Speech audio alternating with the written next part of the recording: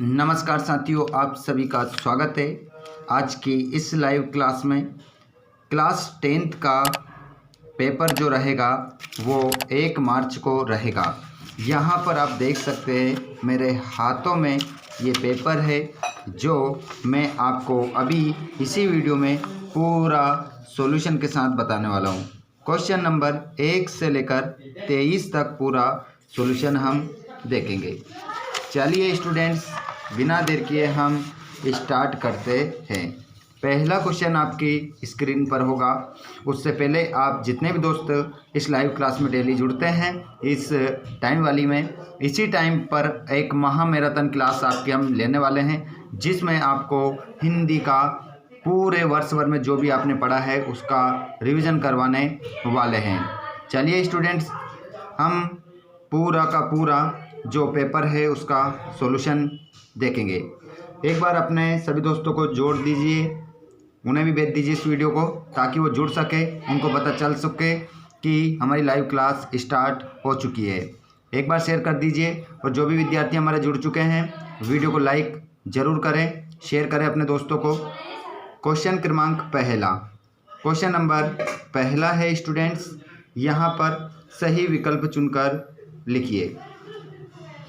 प्रश्न क्रमांक पहला, उद्धव ने गोपियों को किसका संदेश दिया? फर्स्ट क्वेश्चन है ये आपका, जिसका आंसर आप सभी मुझे जल्दी से लाइव क्लास में बताइए और इसका राइट आंसर क्या हो जल्दी से बताइए। जो दोस्त हमारे लाइव क्लास में जुड़ रहे हैं वो तो ठीक है, उनका जवाब तो मैं देख लेता हूँ, लेकिन जो दोस्त हमारे ऑफलाइन इस वीडियो को देखते हैं, बाद में लाइव क्लास खत्म होने के बाद देखते हैं, आप भी इसका सही जवाब दीजिए। उद्धव ने गोपियों को किसका संदेश दिया? तो इसका राइट आंसर हो जाएगा योग का संदेश दिया। योग का आपका राइट आंसर होगा। वात्सल्य रस के सम्राट हैं, तो वात्सल्य रस के जो सम्राट हैं वो माने जाते हैं सूरदास जी। सूरदास जी को वात्सल्य रस का सम्राट माना जाता है। अगला क्वेश्चन है, गंगटोक से युमथांग कितने किलोमीटर दूर था? तो गंगटोक से युमथांग जो था वो था 149 किलोमीटर दूर। अगला क्वेश्चन, गागर में सागर भरना मुहावरे का अर्थ है। गागर में सागर भरना मुहावरे का अर्थ होता है थोड़े में बहुत कहना। थोड़े में बहुत कहना आपका राइट आंसर हो जाएगा। जयशंकर प्रसाद द्वारा रचित महाकाव्य कौन सा है? तो जयशंकर प्रसाद द्वारा रचित महाकाव्य जो है वो हो जाएगा कामायनी। कामायनी आपका करेक्ट आंसर रहेगा। जिस पे जयशंकर प्रसाद को कौन सा पुरस्कार मिला है मुझे कमेंट बॉक्स में बताइए। ऑल स्टूडेंट इसका आंसर बताएंगे। तो स्टूडेंट्स ये पूरा रहेगा आपका। देखिए यहाँ पर आपको राइट आंसर के साथ पूरा बताया जा रहा है। जल्दी से मुझे लाइव चैट में आप बताएंगे जयशंकर प्रसाद को कामायनी पर कौन सा पुरस्कार मिला है, कौन सा पारितोषिक मिला था, कमेंट बॉक्स में जल्दी से बताइए। ऑल स्टूडेंट का जवाब आना चाहिए यदि आपने पढ़ा है तो, और अगर आपने नहीं पढ़ा है ना तो कमेंट बॉक्स में इसके उत्तर देख लीजिए। हमारे बहुत सारे स्टूडेंट इसका राइट आंसर बता रहे हैं कमेंट बॉक्स में और लाइव चैट में। क्रिया की विशेषता बताने वाले शब्द कहलाते हैं। तो क्रिया की विशेषता बताने वाले जो शब्द होते हैं वो क्रिया विशेषण कहलाते हैं। अगला क्वेश्चन आपका रहेगा, रिक्त स्थान की पूर्ति कीजिए। रिक्त स्थान की पूर्ति करना है स्टूडेंट्स, महापुरुष में समास है। महापुरुष में समास बताना है। तो यहाँ पर देखेंगे हम, महापुरुष में आपका जो समास हो जाएगा वो कर्मधारय समास राइट आंसर हो जाएगा। अगला क्वेश्चन है, लेखक स्वयं प्रकाश का जन्म में हुआ। लेखक स्वयं प्रकाश का जो जन्म है वो इंदौर में हुआ। इंदौर में कब हुआ कमेंट बॉक्स में बताइए। देखता हूँ कितने स्टूडेंट्स इसका जवाब देते हैं। लेखक स्वयं प्रकाश का जन्म देखिए इंदौर में हुआ है, लेकिन उनका जन्म कब हुआ है ये कमेंट बॉक्स में आप बताएंगे। ऑल स्टूडेंट मुझे कमेंट बॉक्स में इसका उत्तर बताएंगे। कमेंट बॉक्स में लिखिए सभी। और जो दोस्त हमारे डेली लाइव क्लास में जुड़ते हैं, कौन कौन जुड़ चुके हैं कमेंट बॉक्स में लिखिए कि मैं रोज़ जुड़ता हूं। जल्दी से लाइव क्लास में बता दीजिए कौन कौन जुड़ते हैं। साथ ही साथ अपने सभी दोस्तों को एक बार इस वीडियो को आप शेयर कर दें और चैनल पर पहली बार आए हो तो चैनल को सब्सक्राइब करके घंटी के बटन कॉल पर कर लें, जिससे आपको आने वाले हमारे जो वीडियोस हैं, नोटिफिकेशन एंड अपडेट्स आपको सबसे पहले मिलती रहेगी। चलिए क्वेश्चन क्रमांक नेक्स्ट देखते हैं हम। मात्रिक छंद में की गणना होती है। तो मात्रिक छंद में मात्राओं की गणना होती है। सूरदास की रचना है। तो सूरदास की जो रचना है वो सूर सागर है। बिस्मिल्लाह खां के मंदिर में सेनाएं बजाते थे। तो बालाजी के मंदिर में। किसके मंदिर में बजाते थे? बालाजी के मंदिर में। ठीक है, बालाजी के मंदिर में। अगला क्वेश्चन आप देखेंगे, क्रिया विशेषण के प्रकार होते हैं। जो क्रिया विशेषण होते हैं वो आपके 4 प्रकार के होते हैं। अगर नाम की बात करें इनके, तो स्थानवाचक, कालवाचक, परिमाणवाचक, रीतिवाचक। ठीक है, ये 4 प्रकार के आपके क्या होते हैं? विशेषण, क्रिया विशेषण होते हैं। अगला क्वेश्चन है आपका सत्यापत्य। सत्यापत्य देखेंगे, तीस्ता गुलाबी पत्थरों के बीच बहने वाली नदी है। तो यहाँ पर हम लिखेंगे सत्य। ये जो क्वेश्चन है आपका सत्य हो जाएगा। जिस क्रिया का प्रभाव कर्ता पर पड़ता है वे सकर्मक क्रिया होती है। जी नहीं, क्या होती है? अकर्मक। तो इसमें असत्य लिखना है आपको। इसमें यहाँ आंसर लिख रहा था, तो इसमें आपका क्या हो जाएगा? असत्य हो जाएगा। ठीक है, ये असत्य हो जाएगा, इसको आप कर लेना। ठीक है, असत्य है ये। रस का शाब्दिक अर्थ आनंद है। तो रस का जो शाब्दिक अर्थ होता है वो आनंद होता है, ये सत्य है, सत्य हो जाएगा। एकांकी में अनेक अंक होते हैं। तो एकांकी में अनेक अंक होते हैं, ये भी क्या हो जाएगा? असत्य हो जाएगा, क्योंकि एकांकी में हमारे एक अंक होता है। अर्थ के आधार पर वाक्य 8 प्रकार के होते हैं। सही है, अर्थ के आधार पर वाक्य 8 प्रकार के ही होते हैं। भोलानाथ के पिताजी रामायण का पाठ करते थे। सत्य। भोलानाथ के पिता जो है वो रामायण का पाठ करते थे। यहाँ पर अगला क्वेश्चन हम देखेंगे और इसमें हम जोड़ी देखेंगे। जोड़ी पूरी आपको सही मिलाना है, गड़बड़ नहीं करना है। चलिए देखें, जोड़ी को मिलाएंगे। देखिए, जल जात, जल जात को यदि हम बात करें, इसको आप मिलाएंगे तो किससे मिलाएंगे? कमल से। जल जात किसे कहा जाता है? कमल को कहा जाता है। मधु कांकरिया, मधु जो कांकरिया है, ये इन्होंने एक पाठ लिखा है आपकी पाठ्य पुस्तक में, जिसका नाम है साना साना हाथ जोड़ी। मधु कांकरिया ने ये पाठ लिखा है, यह है यात्रा वृत्तांत। यात्रा वृत्तांत है। शहनाई वादक के नाम से कौन जाने जाते हैं? बिस्मिल्लाह खां। बिस्मिल्लाह खां को शहनाई वादक के नाम से जाना जाता है। सुमित्रा नंदन पंत, सुमित्रा नंदन पंत प्रकृति के सुकुमार कवि माने जाते हैं। प्रकृति के चितरे कवि भी सुकुमार कवि हैं। कौन? सुमित्रा नंदन पंत। मधु कांकरिया हमारा यात्रा वृत्तांत होगा। वाचाल, अधिक बोलने वाले को क्या कहा जाता है? वाचाल। लोकोक्ति, नाच न जाने आंगन टेढ़ा, ये आपकी लोकोक्ति हो जाएगी। मिला लीजिएगा, गड़बड़ नहीं करना किसी प्रकार की। पूरा क्वेश्चन पेपर का सॉल्यूशन देख रहे हैं हम। एक शब्द में उत्तर देना है। काव्य गुण के कितने भेद होते हैं? तो काव्य गुण के जो भेद होते हैं वो होते हैं 3। 3 आपका सही उत्तर होगा।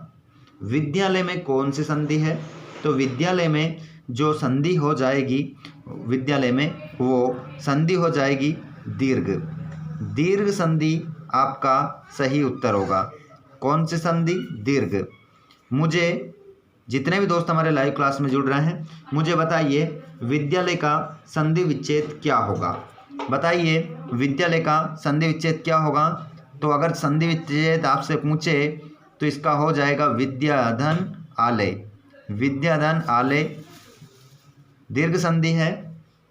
कटाओ भारत का क्या माना जाता है? तो कटाओ भारत का स्विट्जरलैंड माना जाता है। यहाँ पर लिखेंगे आप स्विट्जरलैंड। कटाओ भारत का क्या माना जाता है? स्विट्जरलैंड माना जाता है। गलती नहीं करना है।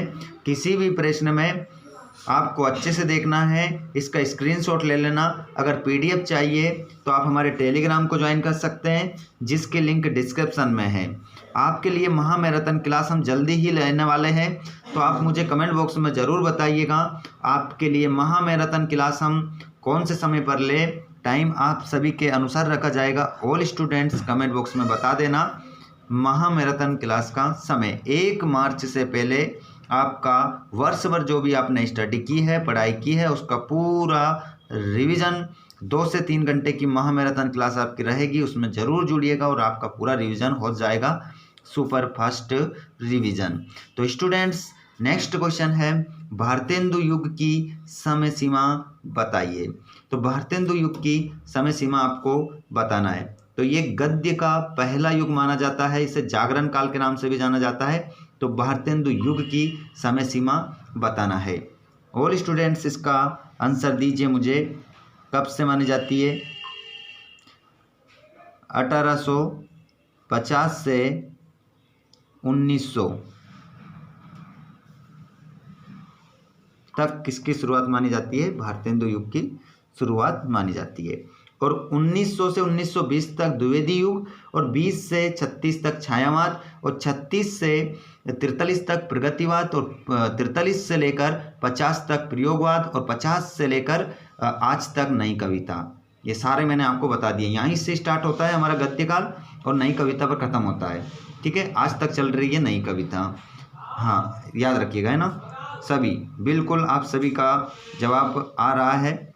और हमारे जो दोस्त ऑफलाइन जुड़ेंगे बाद में, आप भी इसका जवाब देना है, आपको भी देना है, और आपको भी अपने सभी दोस्तों तक इस वीडियो को शेयर करना है। जितने भी स्टूडेंट्स हमारे क्लास 10th वाले जुड़ रहे हैं, आप लोगों का बहुत ही अच्छे तरीके से रिवीजन करवा दिया जाएगा परीक्षा के एक दिन पहले। तो आप सभी दोस्त चैनल को सब्सक्राइब करिए ताकि वो वीडियो आपको मिल सके। एक से अधिक अर्थ देने वाले शब्द क्या कहलाते हैं? बताइए, जल्दी से जवाब दीजिए। एक से अधिक अर्थ देने वाले शब्द क्या कहलाते हैं? तो ये शब्द आपके कहलाते हैं अनेकार्थी। यहाँ पर लिखा है मैंने अनेकार्थी। अब मुझे न्यू बताइएगा, अनेकार्थी, इस अनेकार्थी जो शब्द मैंने लिखा है इसमें कौन से संधि है और इसका संधि विच्छेद अनेकार्थी का? आप सभी मुझे कमेंट बॉक्स में लिखेंगे। बताइए मुझे इसका संधि विच्छेद क्या होगा, संधि कौन सी है? मुक्तक छंद के प्रणेता कौन है?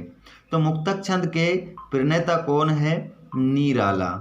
कौन है? निराला है।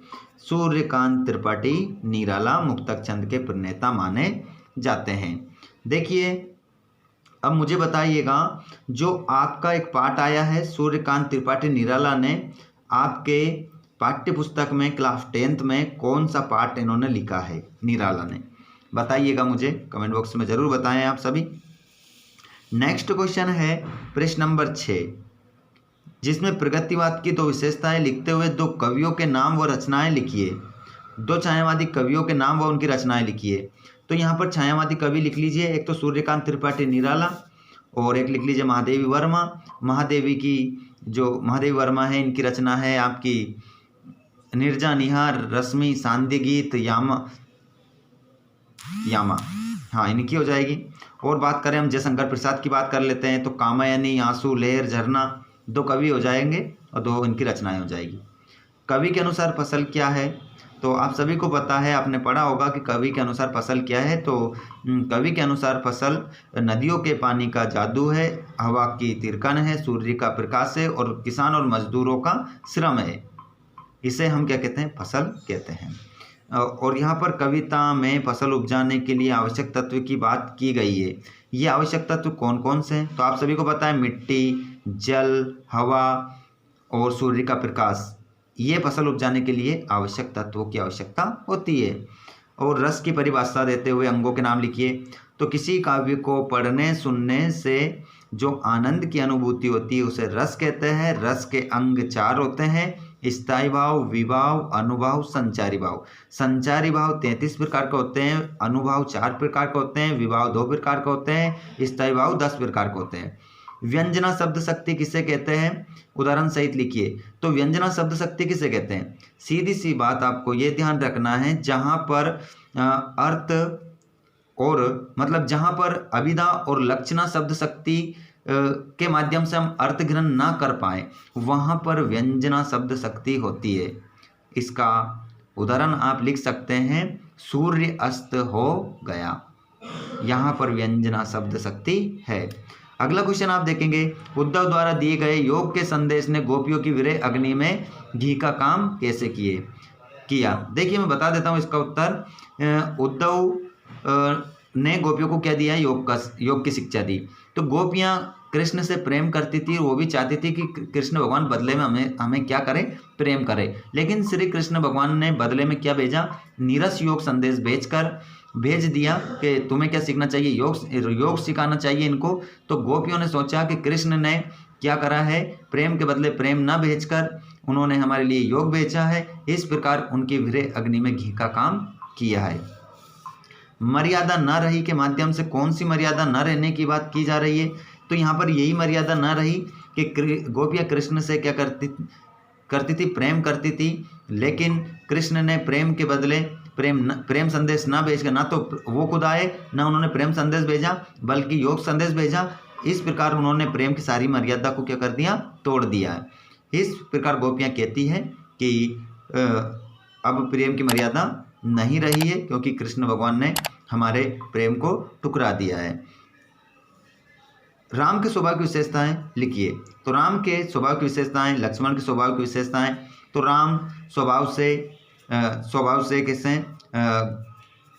धैर्यवान है, वीर है और गुरुओं के आज्ञाकारी है, और वीर परंतु धैर्यवान है, गुरुओं के आज्ञाकारी है। अगला लक्ष्मण के स्वभाव की विशेषता, तो ये वीर एवं क्रोधी स्वभाव के हैं। अगला क्वेश्चन आप देखेंगे, क्रिया विशेषण किसे कहते हैं, उनके प्रकारों के नाम लिखिए। तो क्रिया विशेषण, क्रिया की विशेषता बताने वाले शब्दों को क्रिया विशेषण कहते हैं, और इनके प्रकार 4 होते हैं। तो कौन कौन से, रीतिवाचक, कालवाचक, स्थानवाचक और परिमाणवाचक।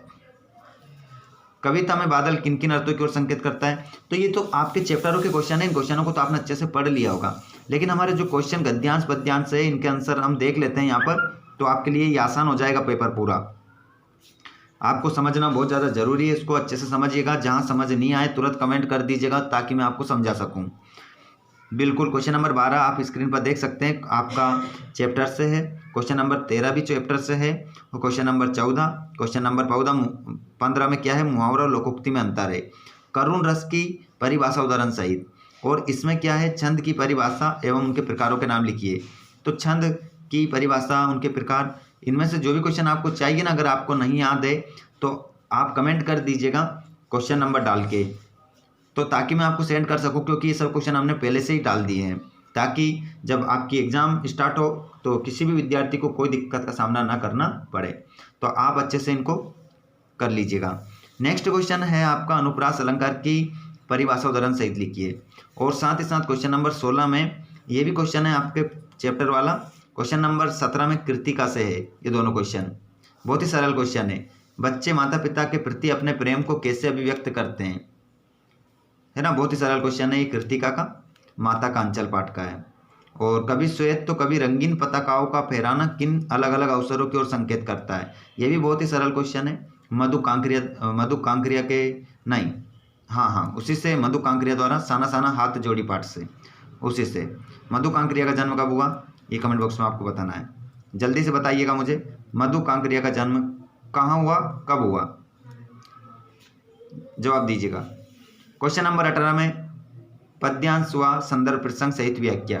तो इसका पहला देख लीजिए, क्या, संदर्भ फिर प्रसंग। प्रस्तुत पंक्तियां हमारी पाठ्य पुस्तक के पाठ ये दंतुरित मुस्कान से ली गई है। इसके कवि कौन है, नागार्जुन है। ठीक है। प्रसंग में यहाँ पर बच्चे के मुस्कान के बारे में वर्णन किया गया है। व्याख्या में क्या करोगे, धन्य तुम, माँ भी तुम्हारी धन्य, मतलब तुम भी धन्य हो और तुम्हारी माँ का भी बहुत बहुत धन्यवाद। चीर प्रवासी में इतर में अन्य, मैं तो क्या हूँ, लंबे समय से क्या हूँ, प्रवासी हूँ, दूसरे जगह से यहाँ इधर आया हूँ। इस अतिथि के प्रिय तुम्हारा क्या रहा संपर्क, मैं तो एक अतिथि की तरह हूँ और मेरे से तुम्हारा कोई संपर्क नहीं रहा है। उंगलियां माँ की कराती रही है मधुपर्क, मतलब तुम्हारी माँ की जो उंगलियां हैं वही तुम्हें क्या कराती रहती है, मधुपर्क का पान कराती रहती है, मतलब शहद, जल और दूध, घी का मधुपर्क कराती रहती है। देखते तुम इधर कन की मार, मतलब तुम मुझे क्या देखते हो, तिरछी नजरों से देखते हो। तो ये आपने पढ़ा होगा, इस प्रकार से आप संदर्भ प्रसंग कर सकते हो। क्वेश्चन नंबर ये देख सकते हैं आप अगला अथवा वाला, नाथ संबुधन भंज निहारा, होई के वो एक दास तुम्हारा, आय सुखा कई ये किन मोई, सुनी रसाई बोले मुनि कोई, सेवकु सो कर सेवकारी, अरि करनी करी करई लड़ाई, सुनाऊ राम जय शिवधनु तोरा, सहस भाव समसो रिपु मोरा। तो ये प्रस्तुत पंक्तियां हमारी पाठ्य पुस्तक क्षितिज के काव्यखंड के पाठ राम लक्ष्मण परशुराम संवाद से ली गई है। ये किस में आ जाएगा, संदर्भ में आ जाएगा। इसके रचिता कौन है, तुलसीदास जी हैं। ये इतनी बातें आएगी संदर्भ में।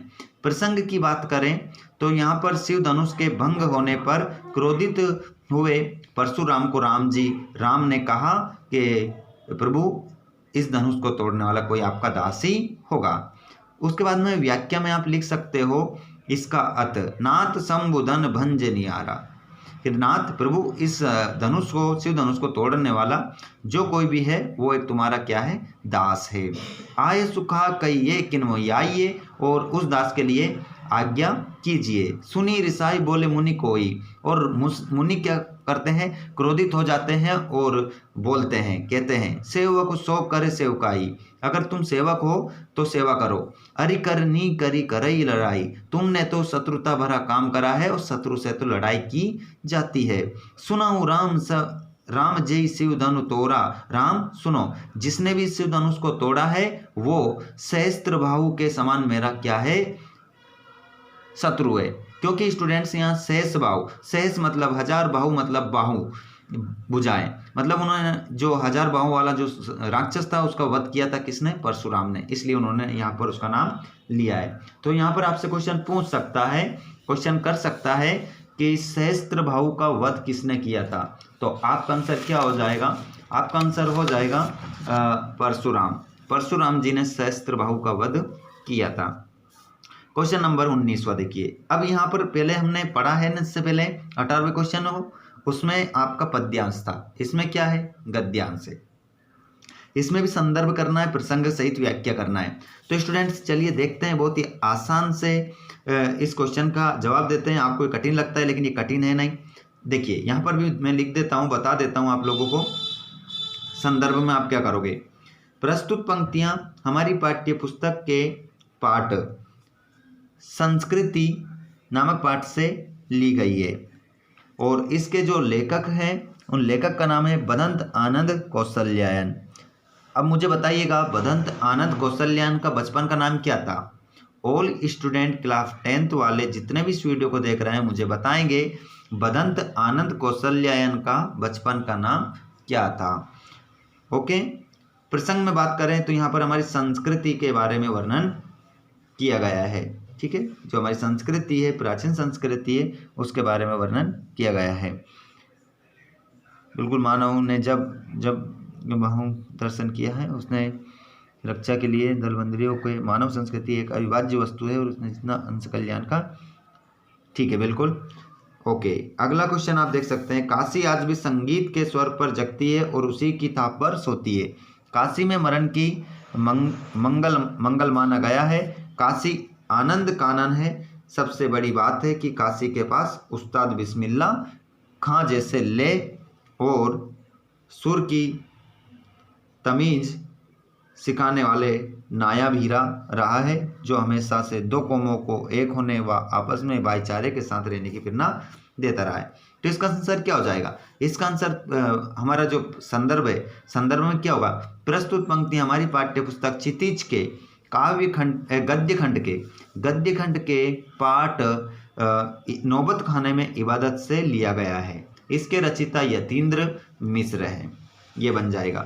नेक्स्ट क्वेश्चन है क्वेश्चन नंबर 20। इसमें बेटी बचाओ बेटी पढ़ाओ पर आपको अनुच्छेद लिखना है। तो इसका जो आपका आंसर रहेगा स्टूडेंट्स, ये मैंने डाल रखा है अपने यूट्यूब चैनल पर, प्लेलिस्ट बनी है, या आप मुझे कमेंट कर दीजिएगा कि बेटी बचाओ बेटी पढ़ाओ का अनुच्छेद भेजिए, मैं तुरंत आपको सेंड कर दूंगा कमेंट बॉक्स में ही, या टेलीग्राम पर मैं आपको भेज दूंगा, टेलीग्राम को भी ज्वाइन कर लेना। और कोविड-19 पर नागरिक और डॉक्टर का संवाद लिखिए। तो कोविड-19 विषय पर एक डॉक्टर और नागरिक किस प्रकार से बातचीत कर सकता है, इसके बारे में आपको संवाद लिखना है। संवाद लिखना नहीं आता है तो मुझे बताइएगा, मैं बताऊंगा। वैसे मैं थोड़ी आपको हिंट यहाँ पर दे देता हूँ। मान लो डॉक्टर कहता है, सबसे पहले नागरिक कहता है कि डॉक्टर साहब ये कोरोना किस प्रकार से फैलता है, कोविड-19 कोरोना के बारे में ही है।